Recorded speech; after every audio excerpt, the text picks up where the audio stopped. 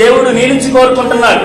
ఆయన ప్రేమ నీ నుంచి రావాలి, ఆయన క్షమాపణ నీ నుంచి రావాలి, ఆయన ధైర్యం నీ నుంచి రావాలి, ఆయన బలం నీ నుంచి రావాలి, ఆయన శక్తి నీ నుంచి పరిపూర్ణం అవ్వాలి. అందుకే ఎర్ర సముద్రం ముందు మోషేతో ఏమన్నాడు తెలుసా? నువ్వెందుకు నాకు మొరపెడుతున్నావు? నీలో నుంచి నేను నడుస్తాను. హల్లెలూయా. అప్పుడప్పుడు అంటాం, అయ్యా నా పక్కన రాయ్యా, నా పక్కన రాయ్యా అంటే పేతురు గారు నడుచుకుంటూ పోతుంటే నీడ పడుతుంటేనే స్వస్థత జరిగిందంట. ఆ నీడ పడుతుంటేనే స్వస్థత జరుగుతున్నప్పుడు అందరూ అనుకున్నారు, ఈ నీడలోంచి స్వస్థత ఎలా జరుగుతుందంటే ఆ నీడ మన యేసయ్య ఉన్నాడు.